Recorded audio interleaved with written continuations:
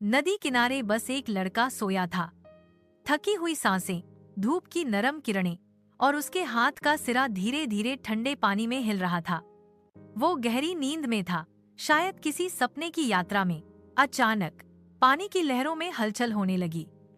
जैसे ही उसका हाथ हिला, पानी के भीतर कुछ चमकने लगा। छोटे छोटे बुलबुले उठे और फिर एक पल में वहां दर्जनों मछलियां आ गईं। जैसे किसी जादू से उनका जन्म उसी जगह हो गया हो। लड़का चौंका और उसकी नींद खुल गई। वह कुछ समझ पाता उससे पहले ही उसे अपने हाथ में कुछ भारी सा महसूस हुआ। उसने झट से हाथ बाहर निकाला और देखा कि उसके हाथ में एक चमचमाता हुआ सोने का टुकड़ा था, बिल्कुल असली, जैसे सूरज की किरणें उसमें समा गई हों। उसकी आंखों में चमक आ गई, पर साथ ही दिल में एक अजीब सी घबराहट भी थी। ये कहाँ से आया? उसने खुद से पूछा। उसने इधर उधर देखा, पर आसपास कोई नहीं था। नदी शांत थी, जैसे कुछ हुआ ही न हो।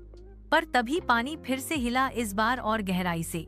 उसने झांक कर देखा तो पानी के भीतर उसे एक धुंधली सी आकृति दिखी, जैसे कोई चेहरा, कोई बूढ़ा रहस्यमयी चेहरा जो मुस्कुरा रहा था।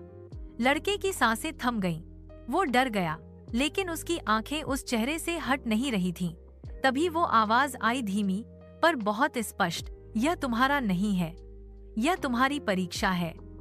लड़का चौंका, लेकिन उसने हिम्मत जुटाई और पूछा, किस चीज की परीक्षा? चेहरा हल्का सा और स्पष्ट हुआ, ईमानदारी की। जो चीज बिना मेहनत के मिले वो अक्सर किसी और की होती है। अगर तुम इसे वापस नदी को दे दोगे तो तुम्हें असली इनाम मिलेगा। लड़का कुछ पल चुप रहा, फिर उसने उस सोने के टुकड़े को देखा। उसकी चमक अब पहले जैसी नहीं लग रही थी। उसने गहरी सांस ली और धीरे से वह टुकड़ा वापस पानी में डाल दिया। जैसे ही टुकड़ा पानी में गिरा, नदी में हल्की सी सुनहरी लहर दौड़ गई। वो चेहरा मुस्कुराया और धीरे धीरे गायब हो गया।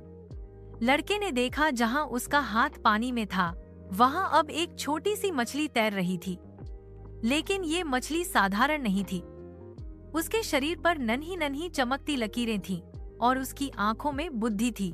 फिर वो मछली धीरे से उसके पास आई और जैसे कुछ कहना चाहती हो, उसने लड़के की उंगली को छुआ और गायब हो गई।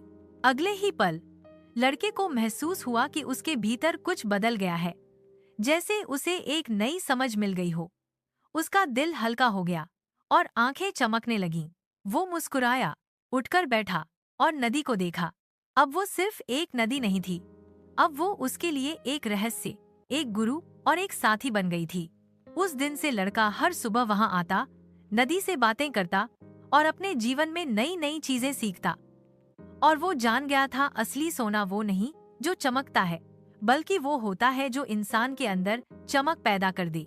क्या आप चाहेंगे कि मैं इस कहानी को आगे बढ़ाऊं? तो आप सभी शेयर करें, कमेंट करें, लाइक करना मत भूलना। और हाँ, सब्सक्राइब जरूर करें ताकि अगली कहानी आप मिस ना कर दें। बाय बाय, मिलते हैं नेक्स्ट वीडियो में।